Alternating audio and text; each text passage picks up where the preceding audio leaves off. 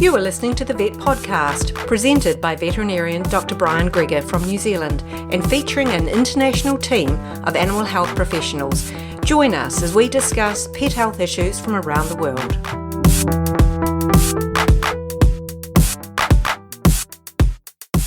I'm Dr. Brian Greger, and you are listening to the Vet Podcast. Have you ever thought of how and why cats purr? Probably not, but I'm going to tell you anyway.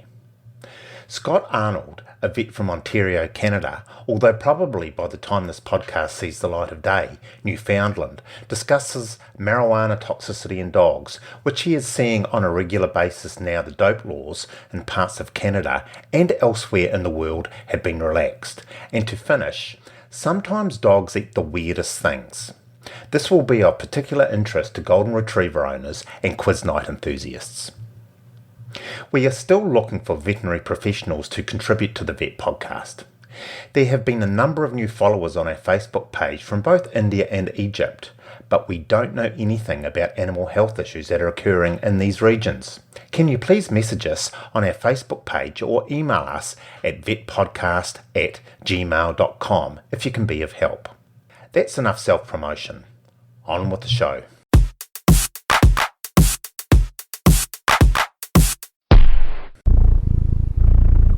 I don't know about you, but I find nothing more relaxing than sitting by the fire on a cold winter's night with a cat sitting on my knee purring, and possibly having a glass of brandy in my hand. How cats purr is unclear. There are a number of different theories. One that seems plausible is by cats using their vocal folds and the muscles of the larynx to alternately dilate and constrict the glottis rapidly. The rest is up to harmonics and acoustics, apparently. This explains why cats purr on both inspiration and expiration, that is, breathing in and breathing out. Now, do you know that the world record for the loudest purr is held by a cat called Merlin in Devon in the UK? He was recorded purring at a noisy 67.8 decibels. That is as loud as a vacuum cleaner. Mother cats purring may have developed so that the mother can reassure the kittens. In the clinic, we often see cats purring when they are injured or stressed, and purring is often noted when a cat is in labour. Cats purr between 25 and 150 Hz. There is some evidence that this is a self-medication trait, as low-frequency sounds, as this is, have been shown to increase bone density and to increase the healing of fractures. As cats rest for long periods of time, there are also theories that purring stimulates the muscles, sort of like those vibration machines you see advertised on television.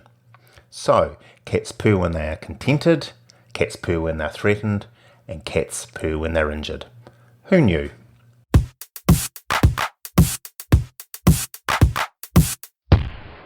And now we catch up with our old friend and long-time contributor Scott Arnold from Ontario, Canada, who is having issues with a green haze. Hi Brian. Today I want to talk to you about a common problem we're seeing at the emergency clinic I work at, and that's marijuana toxicity.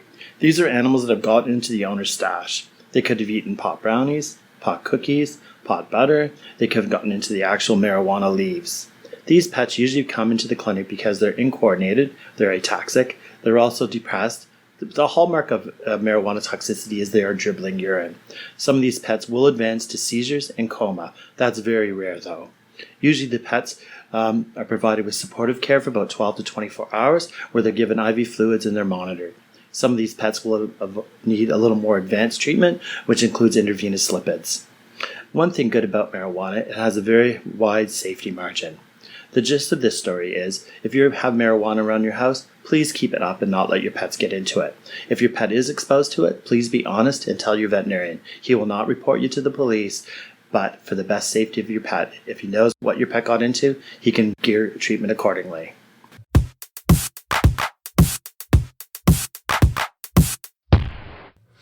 We had a dog presented the other day that had eaten a wheat bag, and it got me thinking about some of the strange things we see that dogs have eaten. We simply made this particular dog vomit, and up came enough wheat to bake a loaf of bread, and the dog went home feeling much better, but with his tail between his legs. There are several patterns we see with these dogs with strange appetites. Pica, P-I-C-A, is the technical word for it for you quiz night players. The first one is breed. There are a disproportionate number of golden retrievers, as in 3 retrievers to any other breed. The other one is that if they do it once, they may well do it again. If the owner doesn't notice that the dog has eaten something which has become lodged in the gastrointestinal system, often these animals will go off their food, they will vomit. Sometimes it's a vomit which is probably almost fecal-like. They will dribble a lot and they will be very, very sick. Often they require immediate surgery. So if you do see your dog, or cat for that matter, eat something strange, let us know immediately, as we can often make them vomit and expel the offending article before it causes any more damage. Anyway, I was thinking of some of the strange things that dogs have eaten. Following on from the wheat, a year or so ago we had a dog that had eaten a kneader from a bread making machine. We see a number of dogs that have eaten stones, bones, and quite commonly corn cobs, especially KFC, as they seem to be the right size to get stuck. And then comes the bizarre. I got a call a few years ago from a client who was visiting a friend with a small baby with her golden retriever. You guessed it, the dog ate the nappy, or the diaper as I believe it is called in North America. Down to the clinic she came. We gave the dog an emetic. That's a drug that induces vomiting. I put this in again for you quiz night enthusiasts. And up came a disposable nappy, soiled with baby feces. Fishing nylon is not uncommon, often with the hook attached. This is potentially very dangerous as it can extend the length of the intestines and it causes the intestine to concertina. This makes removal very difficult. Sometimes the offending article can be a bit embarrassing to the owner. We have had a golden retriever with a penchant for eating women's knickers. Not just once, but 5 or 6 times, and each time they got lodged in the intestines. This was surgically repaired successfully each time, but the problem came when a pair of undergarments were removed that didn't belong to the wife. Some questions were asked. Probably more embarrassing was the owner of the dog we removed a condom from, apparently thrown on the floor in the heat of the moment. A sad outcome occurred when I was working in a practice years ago that was also the base town for a couple of offshore oil rigs. I had a very sheepish client bring in his young golden retriever pup, and this wee guy was really sick. I could feel a cylindrical mass in his abdomen and operated on him to find out what it was. I opened him up and found his intestines were full of a clear, hard plastic substance that had completely blocked his intestines. I was unable to remove it, and sadly, we had to put this puppy down. On presenting the now distraught owner with the facts, he sheepishly confessed to what had happened.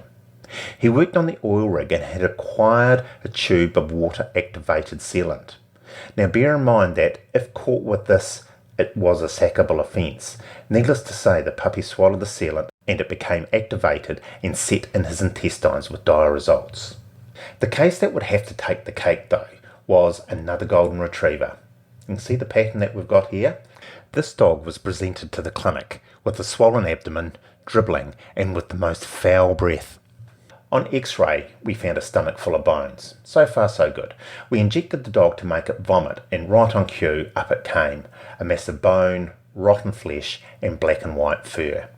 The owners, who were present at the time, just exploded, calling the dog every name under the sun. I looked at them in the mass blankly, and then it dawned on me.